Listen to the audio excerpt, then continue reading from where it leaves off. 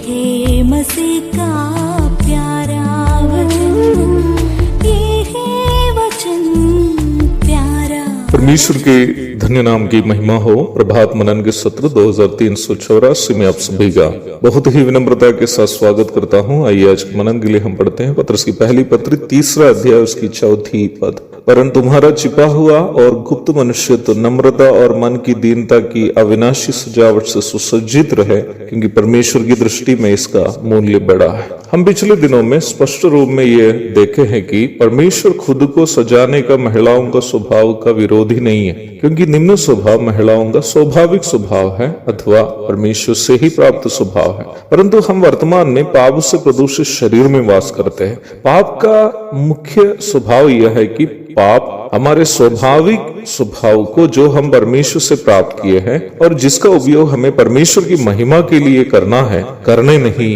देता है। उल्टा पाप हमें परमेश्वर की इच्छा के विरोध में काम करने के लिए प्रेरित करता है। पाप शैतान का स्वभाव है। इब्रानी में साठान शब्द को हमारी हिंदी बाइबल में शैतान करके अनुवाद किया है। इब्रानी शब्द साठान का अर्थ विरोधी है। पाप का सार्वजनिक स्वभाव परमेश्वर और उनकी योजनाओं का विरोध करना है। The basic nature of sin is opposing God and his plans. हमारे जीवन के द्वारा परमेश्वर जो कुछ भी करना चाहता है उसका विरोध करने के लिए हमारे शरीर में वास करने वाला पाप हमें प्रेरित करता है। रोमी अध्याय 7 पद 19 से 21 तक यहाँ पत्रस स्पष्ट रूप में बता रहा है कि मसीही बहनों का वो श्रृंगार क्या है जिसका मूल्य परमेश्वर की नजरों में बड़ा है। परमेश्वर मसीही बहनों में देखना चाहने वाला श्रृंगार उसके भीतरी आत्मिक मनुष्यत्व का प्रदर्शन है, जो नम्रता और मन की दीनता से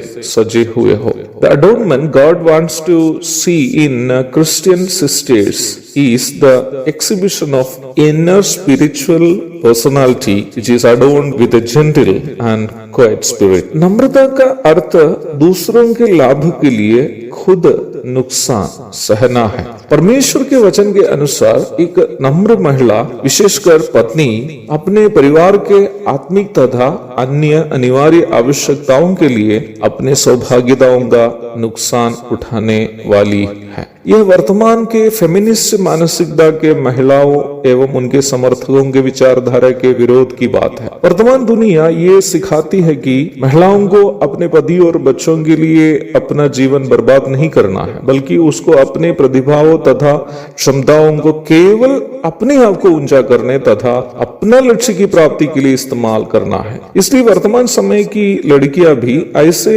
पतियों को चाहती है जो अपने लक्ष्य की प्राप्ति के लिए साथ देने वाले हो, क्योंकि वे अपने जीवन को केवल अपने लिए बिताना चाहती है, पति या बच्चों के लिए बिताना नहीं चाहती है। पत्नियों के किसी प्रतिभा का प्रोत्साहन करना या उनके किसी लक्ष्य की प्राप्ति के लिए उनका समर्थन करना गलत तो नहीं है, पर यदि पति वो का जो पति के रूप में उनको निभाना है, उस जिम्मेदारियों को बलि करते हुए वो केवल पत्नी का लक्ष्य की पूर्ति के लिए जीवन बिताते हो, तो वो पूर्णता वचन के विपरीत के काम है। पर वचन स्पष्ट रूप में सिखाता है कि भक्त महिलाएं अपने स्वार्थ के लिए जीवन बिताने वाली कभी नहीं हो। उनका जीवन प्राथमिक रूप में अपने पति और बच्चों के आत्मिक तथा भौतिक प्रोत्साहन के लिए होगा और तत्पश्चात परमेश्वर की अगुवाई के अनुसार प्रभु की अन्य सेवाओं के लिए भी होगा।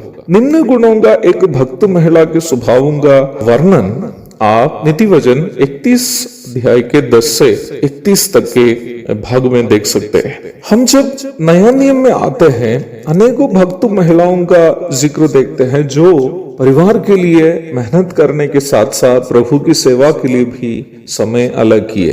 नीति वचन 31 की 19 में वचनानुसार के एक भक्त महिला अपने परिवार के लिए मेहनत करने के साथ साथ दीन दुखियों का ख्याल रखते हुए भी आप देख सकते हैं। इस समय प्रिस्किला नामक धन्य मसीह बहन का नाम परामर्श नहीं करना उचित नहीं होगा। अपना पति अक्विला के साथ एक आदर्श पारिवारिक जीवन बिताने के साथ साथ पौलुस अपुल्लोस आदि प्रभु के दासों की सेवा में भी एक बड़ा प्रोत्साहन रही इस धन्य महिला। प्रेरितों के काम 18 अध्याय 1, 2, 26, रोमी 16 की 3, 4 आदि आयतों को पढ़िएगा। मसीह बहनों के श्रृंगार में जो परमेश्वर के नजरों में बड़ा मूल्य का है, पहला यह नम्रता है।